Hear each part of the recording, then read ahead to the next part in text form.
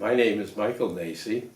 I was born in 1930 in Lakewood, Ohio, and my family lived on Robin Hood, which is located about a few hundred yards from Lakewood High School. I attended Lakewood Public Schools from grammar school to high school, and in those days grammar school was K through 6, junior high was 7 through 9, and high school was 10 through 12. I was a fair to middling student. I remember at Harding Junior High, they sat us in order of our academic record, which probably is illegal today. But I remember in a boys' classroom, all boys' classroom, of 30, I was the fourth from the top. But then when the World War II ended, in 1945, I enrolled in Lakewood High School. And although I was a reasonable student, I had done a great deal of reading of European history, dozens of books, including a famous one that's still famous, Hazen's Europe Since 1815, which 800-page tome that I enjoyed. So when I got to the high school, I decided that I really didn't want to take the 10th grade history course because it looked like stuff I was pretty familiar with. And then I ran into a wonderful teacher, Margaret Warner, who was the history teacher that I talked to in 10th grade.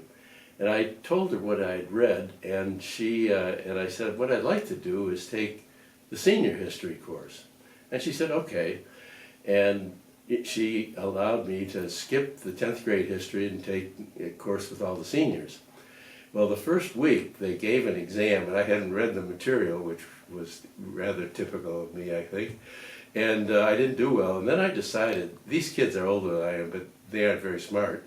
And so I was going to get an A in this course. And so I worked hard, and I did get an A in the course. And more than that, I started studying everything else that I was taking. I'd always been reasonably good in math, and now I became quite good in math. And but it was because of Margaret Warner's work that I really started studying hard. Now, I didn't realize it, but when years later, when she died, she donated $900,000 to Lakewood High School, and they set up the Margaret Warner Foundation. So here was a remarkable teacher who also really was interested in doing well by her students. Well, in high school, I worked hard and I got good marks. And in 12th grade, I had a physics teacher named Orrin Finley. And one day, Orrin Finley said, well, you know, you're pretty good in math and science. Why don't you go to a technical school? Now, that sounds like a reasonable thing to say, but to me, it was an eye-opener. My mother and father were both trained in the law. My mother was the 25th lady lawyer in the state of Ohio, becoming a member of the Ohio Bar in 1923. But anyway, we had no one in our family, no one of our friends, nobody I knew did technical things. There were no radio hams, there were no electronic technicians, and the notion that go to a technical school? Well, I had been out of the state of Ohio once on a camping trip to Michigan, and so I knew nothing about technical schools. And I asked Mr. Finley, I said, well, if you were me, where would you apply? And Orrin Finley said, well, I don't know, the Colorado School of Mines, MIT. I said, okay. So I sent off applications to Colorado Schools of Mines and MIT, and I was accepted at both places. Well, then I decided I'm going to learn something about these places, so I sent away for the catalogs, and I saw that, gee, MIT seemed to offer quite a lot of different things. And Colorado School of Mines more limited in what they did. So I went to Orrin Finley. I said, if you were me, where would you go to school?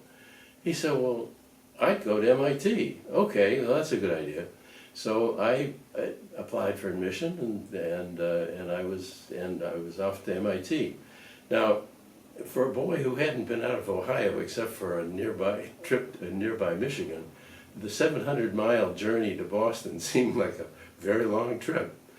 But I had a friend who was going that direction, and so he drove a car, a terrible old car, from Cleveland to Boston, and I showed up at MIT. Life at MIT was a transforming experience. First of all, I went to the Sloan School, the management school at MIT, and the teachers were terrific and the information was fine. But there was a bigger thing. I learned that I could compete with some very smart people. And that has stood me in good, it's always been good for me all my life. And also going to MIT, you have one advantage. People think you're smart until you show you're not. So, so that was always an advantage in business. But after I graduated from MIT, still thinking of Margaret Warner and Orrin Finley, that they wanted me to do the best I could, I enrolled at the Boston College Law School and became, studied, was admitted to the bar in Massachusetts. And the combination of the Sloan School and the law school was a very good background for the high-tech companies in the Boston area. And so I went to worked for two of them in my life and was a senior executive of the second one. So I am indebted to two wonderful teachers. I had many other fine teachers, but Margaret Warner and Orrin Finley in particular stand out.